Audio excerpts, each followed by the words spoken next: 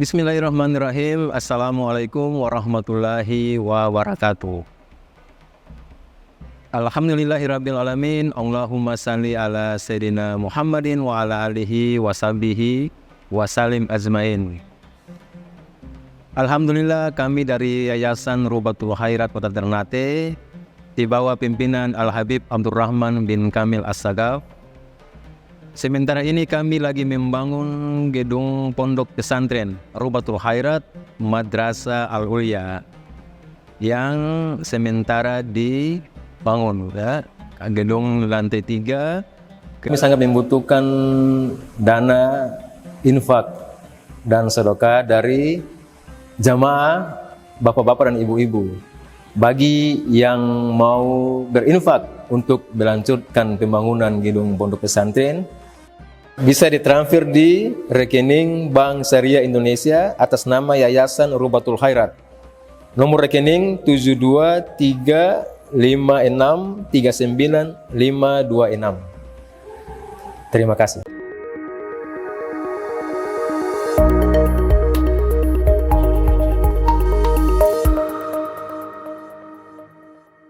Alhamdulillah, di pagi yang cerah ini kita sama-sama memperingati haul. Haul artinya peringatan yang dilakukan setahun sekali. Artinya perputaran 1 tahun disebut dengan haul. Kalau Nabi kita Muhammad SAW yang diperingati hari lahirnya disebut dengan maulid. Kalau para ulama yang diperingati hari wafatnya disebut dengan haul, untuk membedakan antara Nabi dengan para ulama. Tema yang diangkat sangat menarik sekali, ya, teladani budaya etika perjuangan guru tua. Etika ini diambil dari bahasa Yunani, ethos. Ethos artinya sesuatu yang muncul dari kebiasaan. Itu disebut dengan etika secara bahasa. Adapun secara istilah, etika itu adalah penilaian sifat, konsep penilaian sifat baik dan benar berdasarkan tindakan sosial yang bersumber dari tradisi, baik dilakukan secara individu maupun secara berkelompok. Itu para ahli ketika menerangkan etika, mereka menjelaskan demikian. Dalam bahasa Arab disebut dengan adab suluk, artinya etika, atau al-falsafah al-adabiyah. Bahkan ada salah satu ulama, pengarang Ratibul Haddad, Al-Habib Abdullah Al-Haddad, atau dikenal dengan Al-Imamul Haddad. Beliau menulis satu kitab berjudul Adab Sulukil Murid, yang artinya etika murid. Terminologi tasawuf, al-murid itu orang yang ingin menempuh perjalanan menuju kepada Allah, disebut dengan al-murid. Diserap ke dalam bahasa Indonesia, orang-orang yang belajar disebut murid. Itu diambil dari istilah tasawuf. Ada juga disebut dengan moral. Dia satu makna. Moral, etika, tata krama, budi yang luhur. Tujuannya sama, yaitu menilai atau menyebarkan satu tradisi yang sifatnya baik. Moral demikian, etika demikian, tata krama juga demikian. Kalau budaya itu konsep kehidupan, pola hidup. Budaya ini diambil dari bahasa Sangsakerta. Budi artinya akal, daya artinya usaha. Istilahnya adalah satu pola kehidupan yang bersumber dari hasil pemikiran manusia yang dilaksanakan secara berkelompok dan diwariskan dari generasi ke generasi. Itu budaya. Jadi bisa kita simpulkan kalau etika itu adalah sifat baik yang bersumber dari tradisi. Kalau budaya adalah pola kehidupan secara berkelompok. Kalau etika bisa individual, bisa per orang. Tapi kalau budaya itu harus berkelompok. Makanya kita sering mendengar ada budaya suku tertentu seperti ini. Ya, karena memang budaya itu harus secara berkelompok. Tapi kalau etika itu bisa secara individual, secara personal atau per orang. Ada Dr. Yahya dan Syekh Khalid Ibrahim menulis satu kitab berjudul Al-Wadih fi Thaqafah Al-Islamiyah yang menerangkan tentang budaya Islam. Budaya Islam itu tentu yang dimaksud adalah budaya di kota Makkah Al-Mukarramah dan di kota Madinah. Karena dari situlah Nabi kita Muhammad SAW beliau hidup di dua periode ya, dua masa awal ketika beliau di kota Makkah sampai usia kurang lebih ya 50 tahun lebih. Kemudian 10 tahun atau 11 tahun beliau pindah ya hidup di kota Madinatul Munawwarah. Nah, sebelum Islam hadir sudah ada budaya di Makkah maupun di Madinah. Ada budaya-budaya yang ditolak oleh agama Islam. Ada juga budaya-budaya yang dilestarikan. Ada juga budaya-budaya yang ada nilai kebaikan dipertahankan dan nilai keburukannya dihilangkan. Itu seperti misalnya akikah. Ya, akikah itu awalnya budaya. Nabi SAW memperbaiki di mana ada budaya yang tidak baik dihapus. Di dalam akikah itu tradisi jahiliyah sebagai bentuk syukur dikaruniai anak. Mereka motong kambing juga. Cuma caranya yang diperbaiki oleh Rasul. Itu hewan yang disembelih kambing itu dihadiahkan ke berhala. Itu dihapus oleh Islam. Dirubah. Itu kita sembelih, kita sebut nama Allah di situ. Dan dagingnya kita berikan untuk hidangan makanan karena sunnahnya akikah dimasak. Kalau sunnahnya kurban dibagikan secara mentah. Anak mereka itu darah dari hewan yang mereka sembelih ketika akikah itu an-nasik atau bahasa lain atau disebut juga az-zabihah. Darahnya itu diusapkan ke kepala anak. Dalam Islam darah najis, sesuatu yang kotor. Maka Nabi mengganti itu menggunakan za'faron. Al-Imam Rafi'i menganjurkan menggunakan minyak wangi. Ya, ini salah satu contoh budaya yang dilestarikan oleh agama Islam, yang dimana agama Islam hadir tidak sebagai agama yang anti budaya, tapi agama Islam hadir dia selaras dengan budaya yang memiliki nilai kebaikan, maka itu akan dipertahankan dan didukung oleh ajaran agama Islam. Sebab itu para ulama ahli fikih itu punya satu kaidah namanya al-'adah muhakkamah. Adat bisa dijadikan hukum selama adat itu tidak bertentangan dengan syariat Islam. Kenapa syariat Islam harus di atas melebihi budaya? Kenapa syariat Islam harus berada di atas melebihi tradisi? Kenapa syariat Islam selalu di atas dan harus di atas melebihi daripada adat istiadat? Jawabannya sederhana, karena syariat Islam sumbernya wahyu, langsung dari Tuhan, dari Allah Subhanahu wa taala. Wa ma yantiqu 'anil hawa in huwa illa wahyun yuha. Adapun budaya, tradisi, adat istiadat itu produk dari pemikiran manusia. Produk dari pemikiran manusia.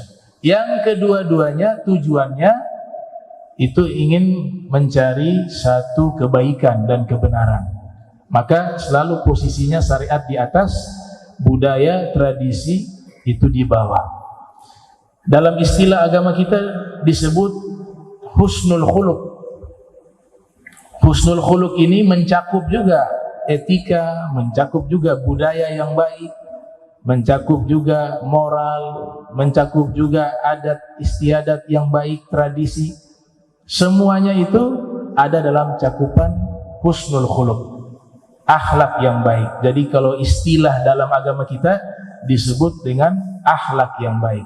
Cuma perbedaannya, kalau akhlak wahyu, tapi kalau etika produk akal manusia. Budaya produk dari akal manusia, yaitu buah dari pemikiran manusia. Nah, sehingga substansi daripada ajaran agama Islam disebutkan dalam hadis adalah akhlak yang baik.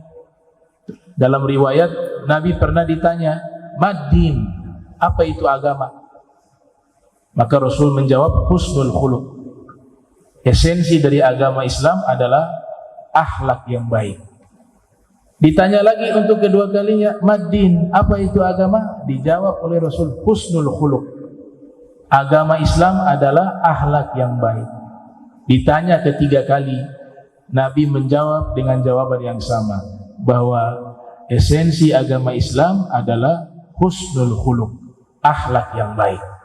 Nah, kesemua ini tidak bisa kita pahami dan tidak bisa kita mengerti kecuali lewat satu wasilah. Apa itu? Ilmu pengetahuan.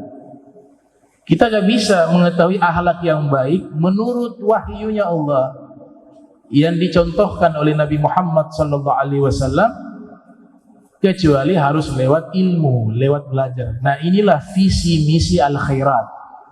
Lil ilmi jiddu ya bani al-khairat. Dalam syairnya guru tua, beliau mengatakan, bersungguh-sungguhnya wahai anak-anak al-khairat di dalam menuntut ilmu.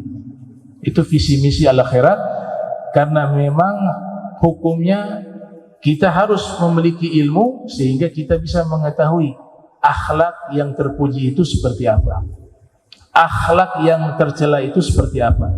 Itu jalannya harus lewat ilmu pengetahuan. Dan ini bukan teori dalam agama Islam saja, tapi di dalam undang-undang para ilmuwan dunia, ilmu itu menjadi satu hal yang sangat penting. Dikatakan ilmu tanpa agama itu lumpuh, agama tanpa ilmu buta. Jadi dua-duanya itu diperlukan. Agama butuh kepada ilmu, dan ilmu pengetahuan juga butuh kepada agama. Guru tua sudah menjadi satu bukti orang yang memperjuangkan ilmu pengetahuan, terutama ilmu agama Islam, sehingga kita bisa mengambil teladan. Hidup ini kan dikatakan oleh para ulama adalah cerita. Maka buatlah cerita yang baik dalam hidup kalian, sehingga bisa menjadi kenangan yang baik bagi orang yang hidup, dan menjadi hadiah doa bagi orang yang meninggal.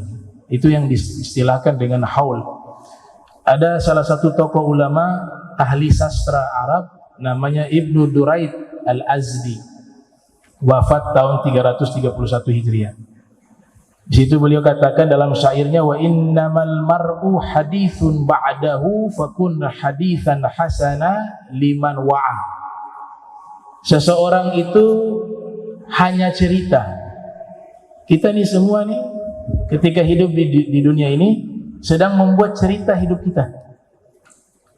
Maka jadikanlah cerita hidupmu cerita yang baik sehingga dikenang oleh orang adalah kebaikan kita. Itu yang ada di dalam keteladanan guru tua.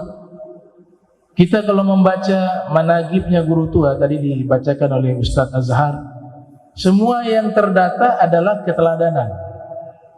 Semua yang disebutkan adalah kebaikan. Makanya orang-orang yang layak untuk kita haulkan itu harus orang-orang yang punya teladan yang baik, uswah dalam bahasa agama kita, uswah hasanah dalam bahasa Al-Quran, ya, laqad kana lakum fi rasulillahi uswah hasanah, teladan yang baik atau qudwah. Nah, salah satu contoh adalah Al-Habib Idrus bin Salim Al-Jufri, bagaimana beliau wakafkan seluruh umurnya untuk dakwah fisabilillah, dan beliau wakafkan umurnya untuk menyebarkan ilmunya Rasulullah Muhammad SAW. Maka yang perlu kita teladani dari budaya etikanya perjuangan guru tua, yang pertama yang bisa kami sebutkan 5 saja di pertemuan singkat ini. Kalau disebutkan seluruhnya sangat banyak keteladanan guru tua, tapi kita singkat saja poin pentingnya itu 5 hal atau 5 keteladanan dari guru tua. Yang pertama adalah al-mukhlis. Beliau berdakwah dan menyebarkan ilmu agama Islam ini tujuannya hanya ingin mencari ridhonya Allah, bukan yang lain. Sehingga Allah yang mengembangkan bagaimana sekolah-sekolah al-akhirat makin hari makin bertambah banyak. Di situ bukan daripada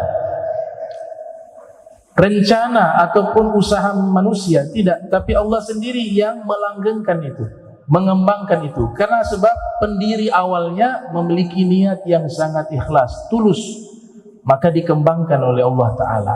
Sesuatu yang ikhlas itu akan abadi, tapi sesuatu yang tidak ikhlas itu akan musnah dengan waktu. Dalam bahasa Al-Quran, ya, pernah ditafsirkan oleh Profesor Dr. As-Sayyid Muhammad bin Alwi Al-Maliki ketika beliau mengadakan satu seminar di India atau Pakistan. Beliau mengisyaratkan ada 2 isyarat terkait masalah ikhlas di dalam Al-Quran. Yang pertama di surat Ibrahim, yang kedua di surat Al-A'raf. Allah mengumpamakan niat yang ikhlas itu seperti tanah yang subur. Al-baladut thayyib yakhruju nabatuhu bi'izni rabbih walladzi khabutha la yakhruju illa nakida. Tanah yang subur akan mampu menumbuhkan tanaman-tanaman, pepohonan-pepohonan, karena sebab tanah itu subur. Tapi kalau tanah itu tidak subur, bibit apapun itu yang ditanam tidak akan bisa tumbuh menjadi tanaman atau pohon. Nah, tanah yang subur itu diibaratkan adalah niat yang baik. Semua amal baik yang kita lakukan, jika dasarnya dengan niat yang baik, niat yang ikhlas, maka akan ada hasil, ada natijah, ada buah yang bisa dipetik. Berangkat dari apa? Niat yang baik. Begitu juga tanah yang subur, Allah umpamakan tanah yang subur, dia mampu menumbuhkan tanaman-tanaman yang baik, hasil yang baik, buah-buahan yang bisa memberikan manfaat. Tapi sebaliknya, jika tanah tersebut tidak subur, maka dia tidak bisa menumbuhkan tanaman. Artinya hasil-hasil kebaikan itu tidak akan bisa tumbuh. Itu perumpamaan yang Allah Ta'ala sebutkan di dalam Al-Quran. Di ayat yang lain, di surat Ibrahim, diumpamakan seperti bibit yang baik. Pohon itu bisa tumbuh baik, buahnya Sebab bibit itu bibit yang baik. Kasyajaratin thayyibatin asluha thabitun wa far'uha fis sama. Seperti pohon yang baik yang akarnya kokoh di dalam tanah dan ranting-rantingnya menjulur ke langit. Nah, ini akar yang kokoh dan pohon yang baik serta menghasilkan buah-buah yang baik itu sebab niat yang baik, yaitu bibitnya baik, tanahnya subur. Nah, ini perumpamaan-perumpamaan tentang keikhlasan, dan guru tua melakukan itu semua semata-mata ingin mencari ridhonya Allah Ta'ala. Kita diperintahkan mengajak manusia kepada Allah dan Rasul, bukan mengajak kepada diri kita, bukan mengajak kepada kelompok kita, bukan mengajak kepada organisasi kita, bukan mengajak kepada pengajian kita. Tidak, yang kita ajak manusia itu kepada Allah dan kepada Rasul Muhammad sallallahu alaihi wasallam. Itu yang disebut mukhlis, orang yang ikhlas. Ada satu kisah tahun 1930 ya, Al-Herat itu didirikan, Masehi. Ketika didirikan Al-Herat, pada waktu itu belum ada nama. Beberapa orang mengusulkan kepada Al-Habib Idrus bin Salim Al-Jufri untuk menamakan nama yayasan beliau dengan nama beliau. Jadi Madrasah Al-Habib Idrus bin Salim Al-Jufri. Ada yang mengusulkan demikian. Sebagian mengusulkan bagaimana kalau nama madrasah dinamakan dengan nama marga beliau, Al-Jufri, Madrasah Al-Jufri atau Ribat Al-Jufri. Ternyata guru tua menolak semua itu.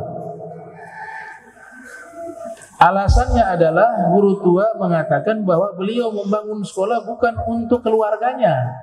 Kalau menggunakan Al-Jufri berarti kesannya itu untuk keluarganya yang bermarga Al-Jufri. Kalau disebut nama sekolahnya dengan nama beliau, kesannya itu milik pribadi.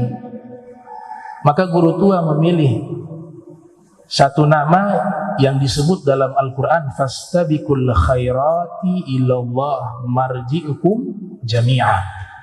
Berlomba-lombalah kalian menuju kepada kebaikan-kebaikan Allah, dan Allah menjadi pusat tujuan kalian seluruhnya. Itu dalam Al-Quran. Maka dipilih nama Al-Khairat.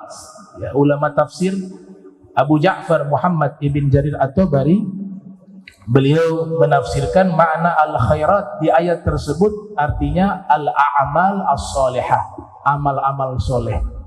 Makna Al-Khairat ditafsirkan amal-amal soleh.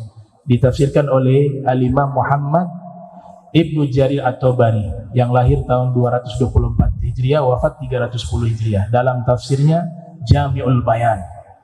Maka dipilihlah nama Al-Khairat, itu menjadi satu simbol bahwa guru tua membangun ini yayasan pendidikan Islam ini tujuannya untuk mencari ridhonya Allah. Tujuannya untuk menyebarkan kebaikan. Bentuknya jamak, bukan khair tapi khairat. Menyebarkan banyak kebaikan, bukan untuk kepentingan pribadi, bukan untuk kepentingan keluarganya, bukan juga untuk kepentingan kelompok tertentu, tapi beliau bangun ini al-khairat untuk umat Nabi Muhammad SAW. Nah, ini keteladanan pertama, keikhlasan. Al-Imam Ibnu Athaillah Sakandari menyatakan bahwa ruh dari seluruh amal adalah ikhlas. Ruh dari seluruh amal adalah ikhlas. Kita sholat, kita sedekah, kita puasa, kita haji, kita berdakwah, ceramah. Ini secara fisik baik. Secara fisik baik. Tapi ruhnya daripada ibadah itu niat kita dalam hati. Sekarang kalau jasad tanpa ruh, maka tidak ada yang namanya hidup. Artinya amal tanpa ruh, tanpa keikhlasan, ya amal itu bagaikan sesuatu yang mati. Dia berfisik dengan jasad, tapi hakikatnya tidak ada. Makanya Ibnu Athaillah Sakandari, salah satu ulama tasawuf mazhab Maliki, pengarang kitab Al-Hikam, ya, yang lahir tahun 658 Hijriah, wafat 709 Hijriah. Beliau mengatakan bahwa al-a'malu suwarun qaimah wa arwahuha wujudu sirri ikhlasi fiha. Amalan-amalan ibadah itu secara fisik kelihatan baik, tapi ruh dari amalan itu adalah adanya rahasia keikhlasan di dalamnya. Jadi itu yang dimiliki oleh guru tua. Jangan heran, ya, sekolahnya itu kurang lebih 1000, ya, 1000 lebih. Data terakhir saya dapat 1700, mungkin sudah bertambah. Bahkan ada universitas. Bahkan bukan hanya bergerak di bidang pendidikan, sekarang juga dari bidang ekonomi juga, ya, dibuat itu usaha air, Ma'ul Khairat, Mia Oksi, percetakan, dan banyak umat Islam mendapatkan manfaat rizki daripada usaha-usaha yang didirikan oleh Al-Khairat. Ini semua buah dari keikhlasan guru tua. Kalau tidak ada ikhlas, tidak mungkin bisa eksis, tidak mungkin bisa bertahan, tidak mungkin bisa mengeluarkan alumni-alumni yang alhamdulillah di Indonesia Timur banyak dari mereka ada yang menjadi guru, menjadi dosen, menjadi pejabat. Ini semua barokah daripada niat ikhlas daripada pendiri awal, muassis awal. Inna awwala masjidi usisat litaqwa. Ya, dalam tafsir Baydawi dikatakan yang didirikan dengan dasar ketakwaan dan keikhlasan, maka Allah akan langgengkan itu dan Allah berikan manfaat kepada umat yang ikut andil di dalamnya atau ikut belajar di dalam sekolah tersebut. Nah, maka harapan kami di Galela ini katanya belum ada sekolah Al-Khairat. Mungkin satu saat, apalagi tadi cita-cita universitas, ya, mudah-mudahan dengan niat ikhlas digabul oleh Allah Subhanahu wa taala, diwujudkan oleh Allah Subhanahu wa taala. Ada guru dari guru kami almarhum Kiai Haji Maimun Zubair, Allah yarham. Itu dalam tafsir, kitab tafsir beliau yang dikumpulkan oleh murid-muridnya, beliau mengatakan al-ma'ahid ad-diniyah al-islamiyah rawdah min riyadil jannah. Pondok-pondok pesantren atau madrasah-madrasah yang di dalamnya mengajarkan pendidikan agama Islam itu adalah taman surganya Allah yang ada di bumi. Idza marartum bi riyadil jannah farta'u fih. Nabi katakan kalau kalian ingin mendatangi taman surga yang ada di bumi, maka datangilah tempat-tempat yang di dalamnya ada pendidikan agama Islam, yang di dalamnya ada ilmu agama Islam. Itulah warisan Nabi Muhammad SAW. Maka makin banyak itu sekolah-sekolah Islam, apalagi yang punya as-sanad al-muttasil ila Sayyidil Wujud Al-Mustafa Muhammad sallallahu alaihi wasallam, apalagi madrasah-madrasah yang punya rantaian sanad yang bersambung dari guru ke guru sampai kepada Nabi Muhammad sallallahu alaihi wasallam, tentu ini punya keistimewaan yang khusus yang nanti kita lihat keutamaannya, fadilahnya setelah wafatnya kita. Dan nanti kita lihat setelah dikumpulkan kita di yaumul mahsyar. Dan nanti kita lihat di yaumil qiyamah, guru-guru yang hadir, yang kita punya hubungan sanad kepada Al-Habib Idrus bin Salim Al-Jufri. Beliau punya guru juga memiliki rantaian sanad terus menerus sampai kepada kibar ulama, para ulama-ulama besar, para aulia, para solihin, yang puncaknya sanad itu sampai kepada Nabi Muhammad sallallahu alaihi wasallam. Ini kita semua akan mendapatkan perhatian mereka di hari kiamat dengan syarat hati cinta kepada guru, nyambung hatinya dengan guru tua, dia mengamalkan semua ilmu yang disampaikan oleh guru tua, dia mencintai semua ajarannya guru tua. Maka insya Allah akan dihubungkan mereka dengan guru tua dan guru-gurunya guru tua, dan puncaknya kepada sang maha guru Nabi Muhammad sallallahu alaihi wasallam. Jadi ini yang pertama, mukhlis beliau, ikhlas. Beliau tidak cari apa-apa. Beliau hanya ingin menyebarkan ilmu Rasul.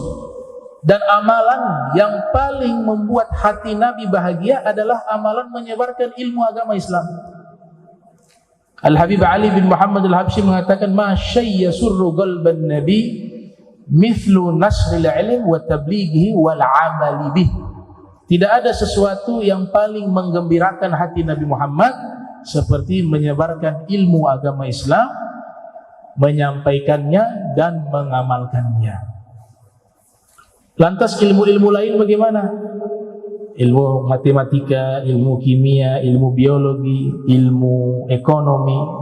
Semua ilmu ini masuk kategori ilmu yang membahagiakan hati Nabi jika kita gunakan ilmu ini untuk kebaikan umat Islam, untuk maslahat umat Islam, dan secara umum kepada seluruh manusia.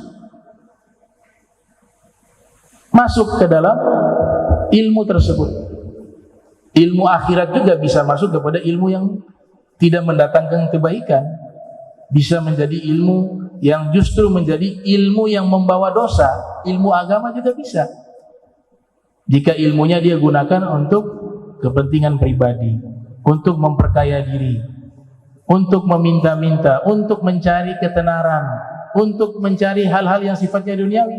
Sekalipun itu dalam bentuk bingkisan ilmu agama Islam, tapi sesungguhnya ilmu ini menjadi senjata yang akan menghancurkan dia. Jadi kembali, niat itu sangat penting. Anda dengan profesi sebagai dokter, ilmu kedokteran, Anda bisa menjadikan ilmu kedokteran ilmu yang dicintai oleh Allah dan Rasul. Anda ahli bidang ekonomi, juga demikian. Bidang sosial, juga demikian. Selama ilmu tersebut membawa kepada kebaikan, maslahat, maka ilmu ini akan menjadi baik. Ya, jadi al-akhirat ini akan terus berjalan. Ya, Imam Nawawi pernah diberikan julukan Muhyiddin, orang yang menghidupkan agama Islam. Beliau mengatakan, lam aj'al man laqabani bi Muhyiddin fa inna hadza din hayyun qa'imun la yahtaju ila man yuhyihi. Saya tidak halalkan orang yang memberikan julukan kepada saya Muhyiddin, tokoh ulama yang menghidupkan agama Islam. Kata beliau, saya tidak halalkan itu. Kenapa? Karena agama Islam ini sendiri yang nanti dijaga secara langsung oleh Allah Ta'ala, tidak butuh kepada orang yang menghidupkannya. Ini bahasa beliau, bahasa hakikat ya. Tapi kita yang butuh memperjuangkan.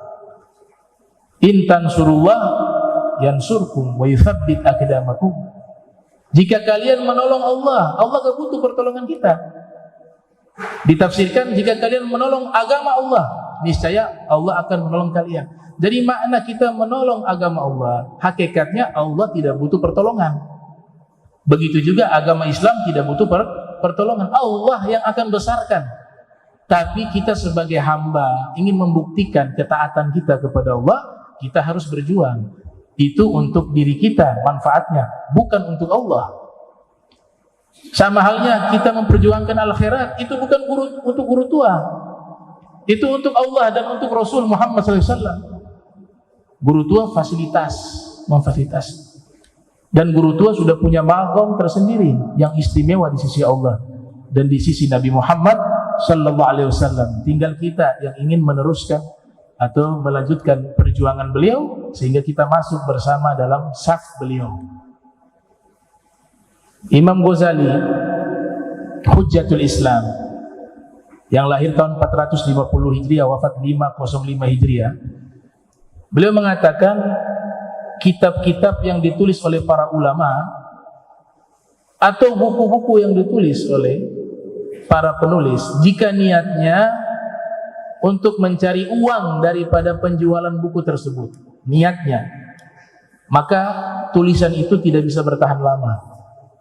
La ta'ishu kitabatun yaktubuha katibuha liya'isha minha. tulisan kitab itu tidak akan bisa bertahan lama jika yang menulis itu memiliki niat untuk mencari uang dari hasil karyanya itu. Itu dalam undang-undang para ulama seperti itu. Makanya kita jangan heran, kitab-kitab hadis itu umurnya sudah ribuan tahun lebih. Sahih Bukhari itu ditulis oleh Imam Bukhari, lahir 194 Hijriah, wafat 256 Hijriah. Sampai sekarang masih ada kitabnya. Artinya dicetak lagi. Siapa yang membuat dia terjaga? Allah. Sebab apa? Sebab penulis niatnya benar-benar ingin mencari ridhonya Allah, ikhlas. Imam Muslim juga begitu, sudah 1000 tahun lebih, tapi kitabnya sampai sekarang masih ada. Beliau lahir tahun 204 Hijriah, wafat 261 Hijriah. Imam Abu Daud, kitab hadisnya Sunan Abi Daud, sampai sekarang masih ada. Beliau lahir tahun 202 Hijriah, wafat 275 Hijriah. Al-Imam Tirmidzi, kitab hadisnya sampai sekarang masih ada, sudah 1000 tahun lebih. Lahir beliau tahun 209 Hijriah, wafat 279 Hijriah. Al-Imam Ibnu Majah, kitab hadisnya sampai sekarang masih ada, sudah 1000 tahun lebih. Beliau lahir tahun 209 Hijriah, wafat 273 Hijriah. Belum lagi imam besar kita dalam bidang fikih, Al-Imam Syafi'i, kitab Al-Umnya masih ada, sudah 1000 tahun lebih. Kitab Ar-Risalahnya masih ada. Beliau lahir tahun 150 Hijriah, wafat 204 Hijriah, sudah 1000 tahun lebih. Abu Hanifah juga, beliau mazhabnya masih eksis, aqwalnya masih tercatat, sudah 1000 tahun lebih. Beliau lahir tahun 80 Hijriah, wafat 150 Hijriah. Imam Malik, kitab Al-Muwatta'nya 1000 tahun lebih, sampai sekarang masih ada. Beliau lahir tahun 93 Hijriah, wafat 179 Hijriah. Al-Imam Ahmad bin Hanbal, kitab Musnadnya sampai sekarang masih ada, 1000 tahun lebih. Beliau lahir tahun 164 Hijriah, wafat 241 Hijriah. Ini semua ulama, karya-karyanya, manfaatnya, ilmunya tetap ada sampai sekarang. Itu karena daripada keikhlasan mereka. Itu yang dikatakan oleh Imam Al-Ghazali. Ini teladan pertama yang dimiliki oleh guru tua, yaitu mukhlis. Beliau ikhlas dalam dakwah, ikhlas dalam menyebarkan ilmu. Yang kedua, al-mujahid. Beliau pejuang sejati. Pejuang sejati. Bagaimana tadi kita membaca manaqib beliau, beliau itu lahir di Hadramaut. Di sana beliau sudah mulai berdakwah juga di usia yang sangat muda, bahkan diangkat menjadi mufti ataupun qadhi. Saya dapat satu riwayat, beliau sempat membuat sekolah di sana, madrasah juga. Kemudian beliau hijrah ke Nusantara, ya, Batavia, kemudian Pekalongan, kemudian Jombang, kemudian Solo, kemudian ke Sulawesi, ke Palu, dan beliau tidak henti-hentinya mujahad, al-mujahada, bersungguh-sungguh, atau al-mujahid sebagai pejuang dakwah sejati, masuk sampai ke Halmahera di zaman itu. Bahkan kedatangan beliau terakhir kali itu usia beliau sudah sangat sepuh, tapi masuk, ya, ke wilayah-wilayah pelosok yang tidak dijangkau oleh para dai di zaman itu. Dengan gerobak beliau lewati, dengan jalan kaki beliau lewati, menggunakan perahu beliau lewati, kapal itu dari Yaman ke Indonesia saja di zaman itu berbulan-bulan dengan kapal bisa sampai ke sini. Dan itu beliau lakukan dengan sangat sungguh-sungguh sampai akhir hayat beliau. Maka tidak heran, ya, madrasah-madrasah, sekolah-sekolah beliau itu tersebar sampai ke Kalimantan ada, di Sulawesi juga ada, di Maluku Utara, bahkan ke Papua. Itu buah dari apa? Mujahidnya beliau, ya, sebagai pejuang dakwah sejati. Isyarat dalam Al-Quran, kita disuruh pergi ke berbagai pelosok di bumi ini untuk menyebarkan ajaran Nabi Muhammad sallallahu alaihi wasallam. Walladzi ja'ala lakum al-arda dzalula famshu fi manakibiha wa kulu min rizqihi wa ilaihi nusyur. Allah Ta'ala berfirman di surat Al-Mulk, Dia Allah yang telah menciptakan, menjadikan bagi kalian bumi ini menjadi satu hamparan, maka berjalanlah kalian di berbagai pelosok yang ada di bumi ini untuk menyebarkan risalah Nabi Muhammad sallallahu alaihi wasallam. Itu dilakukan oleh guru tua. Beliau mujahid. Kita punya keikhlasan, tapi kalau tidak punya jiwa perjuangan, itu juga sia-sia. Ilmu punya, niat baik punya, tapi semangat juang tidak ada, maka tidak ada hasil. Maka disebutkan di dalam Al-Quran, alladzina jahadu fina lanahdiyannahum subulana. Nah, mereka-mereka yang pejuang-pejuang di dalam agama ini, kami akan mudahkan jalan mereka, kami akan berikan petunjuk kepada mereka jalan-jalan menuju kepada surga. Wa fil hadis kama rawahu at-Tabrani wal Imam Ahmad, di dalam hadis Imam Tabrani meriwayatkan, yang lahir tahun 260 Hijriah, wafat 360 Hijriah, di dalam Mu'jamnya Rasul bersabda, al-mujahid man jahada nafsahu fi ta'atillah. Pejuang itu adalah orang yang mampu melawan dirinya untuk taat kepada Allah Subhanahu wa taala. Itu sudah dilakukan oleh guru tua.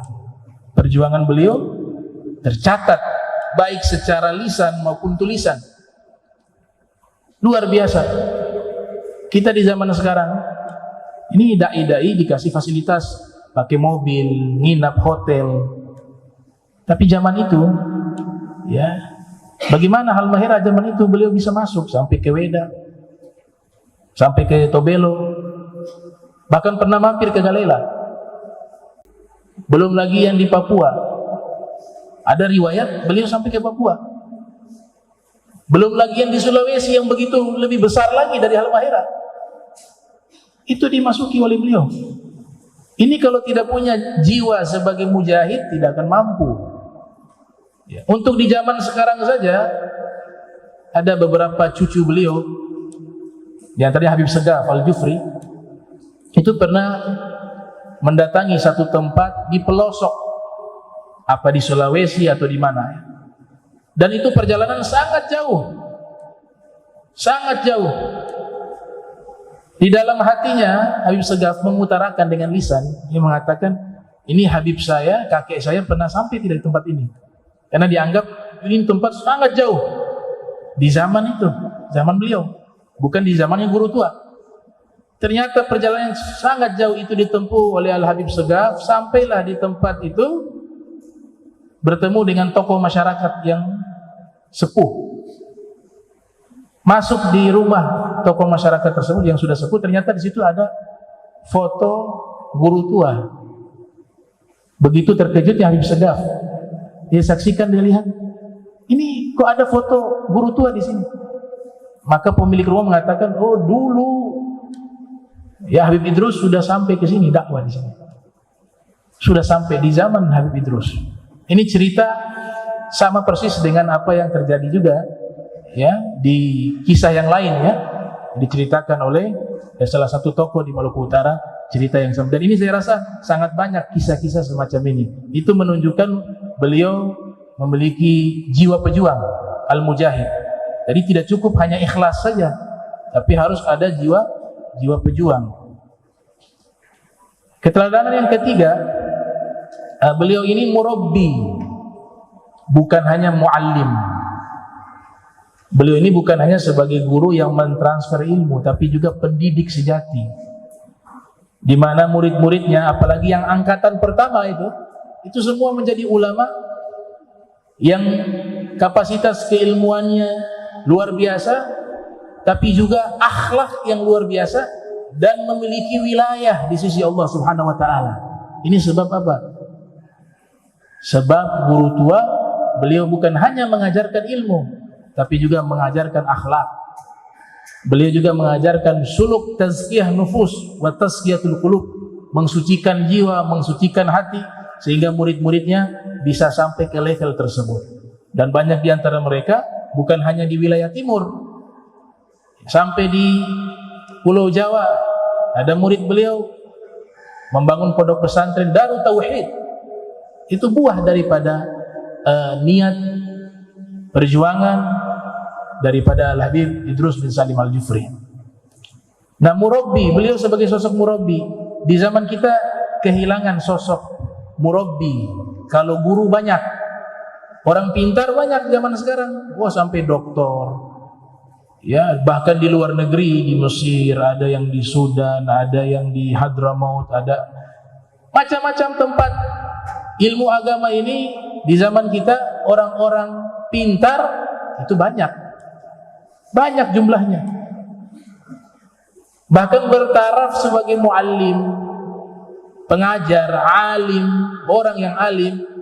Tapi untuk level murabbi itu sangat sedikit. Bukan tidak ada, tapi sedikit. Nah, guru tua muallim murabbi, al-alim bil qawli wal fi'li wan niyah. Beliau alim secara ucapan, perbuatan dan niat. Kalau zaman sekarang kebanyakan al-alim bil qawli, pandai secara lisan, bisa berceramah, bisa pidato, tapi pengamalannya nol. Ada yang seperti itu. Ada pengamalannya 40%, ada pengamalannya 50%, ada pengamalannya 60%. Tapi untuk level murabbi, mereka, apa yang mereka ucapkan, apa yang mereka perbuat, dan apa yang mereka niatkan itu berjalan selaras. Tidak ada yang beda.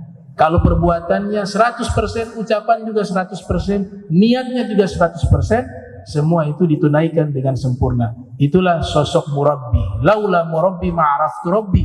Kalau bukan karena murabbi, guru-guru murabbi, kami tidak akan mengenal Allah Subhanahu wa taala. Nah, inilah sosok guru tua. Beliau juga sebagai murabbi. Keteladanan yang keempat, beliau wataniyun, rajulun wataniyun. Ini yang istimewa. Beliau nasionalis, cinta tanah air. Ya, ada riwayat mengatakan hubbul watan minal iman.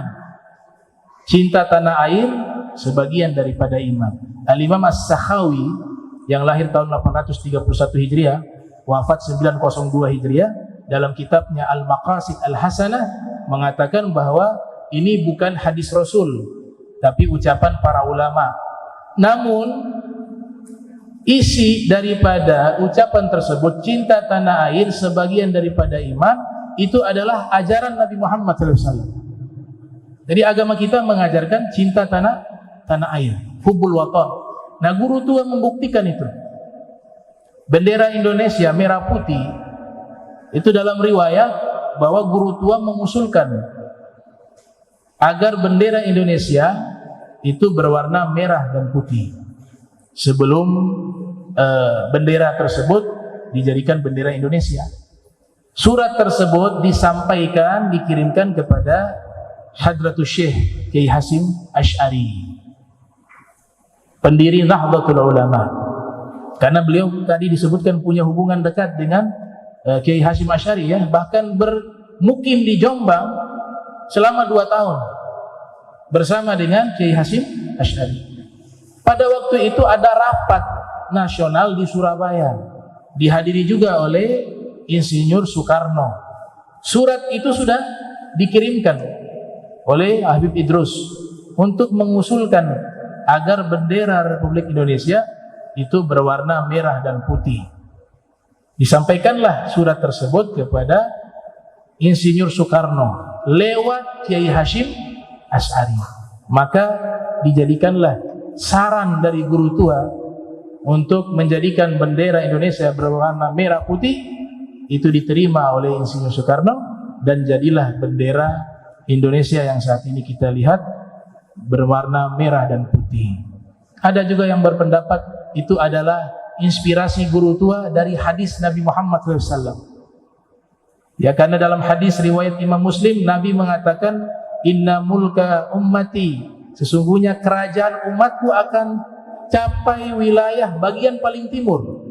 Wa fir riwayah ma zuyali minha, bumi yang didekatkan di hadapanku, aku bisa melihat kerajaan umatku di bagian timur dan barat. Dan aku diberikan 2 pusaka, kata Nabi, uqtitul kanzain. Pusaka itu al-hamra, al-ahmar wal abyad, yaitu merah dan putih, atau kama qala sallallahu alaihi wasallam. Maka jadilah itu inspirasi daripada Habib Idrus untuk memberikan usulan agar bendera Indonesia itu berwarna merah putih. Kemudian ada juga yang berpendapat bendera merah putih itu simbol bendera Daulah Utsmaniyah. Daulah Utsmaniyah di Turki itu khilafah terakhir umat Islam. Benderanya warna merah putih. Dan juga bendera peperangan Nabi, wafir riwayat ada yang berwarna merah dan putih. Ar-Royah. Maka dari sinilah kita lihat bagaimana guru tua memiliki jiwa nasionalis dan dibuat syair tadi itu. Ya, kullu ummatin laha ramzu izzin wa ramzu izzina al-hamra'u wal bayda. Setiap bangsa memiliki simbol kemuliaan dan simbol kemuliaan kami adalah bendera berwarna merah dan putih. Ini guru tua luar biasa. Paket komplit sebagai mujahid, orang yang mukhlis, ulama, kemudian juga pejuang, ya, beliau pahlawan nasional, mendidik bangsa lewat ilmu. Dan yang terakhir, yang kelima, beliau punya keteladanan yang kelima adalah Al-Halim, punya akhlak sangat sabar. Mendidik murid-murid itu sabar. Beliau memiliki akhlak yang terpuji, yang sangat banyak akhlak-akhlak beliau yang patut kita ikuti. Ya, Imam Haddad mengatakan, ilzam kitabullah watba sunnatan waqtat hadakallah bil aslafi. Lazimkanlah Al-Quran, amalkanlah hadis Nabi, dan ikutilah dengan ulama-ulama terdahulu, niscaya Allah berikan petunjuk kepadamu. Terjemahan Al-Quran, terjemahan hadis ada dalam keteladanan Nabi Muhammad. Nah, terjemahan Nabi Muhammad ada di dalam pewaris-pewarisnya, para ulama, para solihin, ya, yang menempuh jalan baginda Nabi Muhammad sallallahu alaihi wasallam. Diistilahkan dengan sifat hilim, penyabar. Itu dalam kisah dikatakan di masa awal-awal al-akhirat itu santri-santri yang ada waktu habis makan itu dibuang itu piringnya itu. Dibuang. Wah, guru tua tidak marah sama sekali. Habis makan dibuang. Sabar beliau. Kalau guru-guru zaman sekarang itu ditempeleng itu. Iya. Tapi beliau sabar. Sabar. Habis makan dilempar itu piring. Habis makan dilempar, mau makan siang, makan malam dilempar, dibuang. Walau satu kalimat guru tua marah, ekspresi marah tidak ada. Sampai ada orang yang datang mengatakan dia menyaksikan hal itu. Ini santri-santri kok habis makan piringnya dibuang. Ya, piring zaman dulu ya, mungkin dari seng atau apa, wallahu a'lam. Dilapor ke guru tua, ya Habib, ini santri-santri habis makan piringnya dibuang-buang. Apa tidak kasih sanksi atau tegur mereka marah? Apa kata guru tua? Saya punya harapan di antara mereka semua itu ada satu orang saja dari mereka yang jadi ulama, itu saya sudah bersyukur. Saya harapkan mereka di antara mereka, sekalipun mereka seperti ini, saya punya harapan mungkin ada di antara mereka kelak yang menjadi ulama. Itu sudah cukup bagi saya. Saya sebagai guru harus sabar. Itu sifat halim. Nah, ini sifat yang sangat istimewa. Tidak semua orang mampu. Makanya Nabi katakan orang yang jagoan itu bukan yang jago berkelahi, tapi orang yang jagoan itu dia mampu mengendalikan amarah dan emosi di saat memuncak emosinya. Laisa syadid bisur'ah innamas syadid alladhi yamliku nafsahu 'indal ghadab. Orang yang hebat adalah orang yang mampu menahan amarahnya di saat dia emosi. Bahkan Allah sebutkan sifat ini dalam Al-Quran. Alladzina yunfikuna fis sarra'i wad dharra'i wal kadhiminal ghaidh wal 'afina 'anil nas wallahu yuhibbul muhsinin. Wal kadhiminal ghaidh, orang-orang beriman itu mampu menahan amarah. Al kadhiminal ghaidh. Bahkan satu ulama min ahlil bait diberikan julukan al-qazim. Ya, orang yang mampu menahan amarah. Itu yang dimiliki oleh Al-Habib Idrus bin Salim Al-Jufri. Sangat sabar, ya. Dalam riwayat Imam Khatib Al-Baghdadi disebutkan kadal halim ayyakuna nabiyah. Orang yang memiliki sifat halim, lapang dada dan sabar itu hampir-hampir menjadi nabi dia. Hampir-hampir menjadi nabi. Karena itu sifatnya para anbiya dan itu sifatnya Nabi Muhammad sallallahu alaihi wasallam. Bahkan dikatakan syarat menjadi pemimpin dalam pepatah, orang yang layak menjadi pemimpin harus punya sifat ini. Lapang dada dan penyabar. Man haluma sat. Siapa yang punya sifat lapang dada, sat, maka dia layak menjadi pemimpin. Ini 5 keteladanan Al-Habib Idrus bin Salim Al-Jufri. Ya, mudah-mudahan kita bisa ikuti apa yang telah dicontohkan oleh guru tua. Ya, di antaranya juga bagaimana kita mengembangkan misi dakwah beliau, yaitu mengembangkan al-khairat, baik itu madrasah maupun mahad, atau mungkin yang lebih tinggi lagi universitas. Insyaallah ini dicatat sebagai amal baik kita dan niat kita diterima oleh Allah Subhanahu wa taala. Mudah-mudahan kita dapat syafaat beliau, kita berkumpul dengan para aulia, para solihin di yaumil qiyamah, dan kita mendapatkan daripada pertolongan syafaat dari Nabi kita tercinta Nabi Yuna Muhammad sallallahu alaihi wasallam.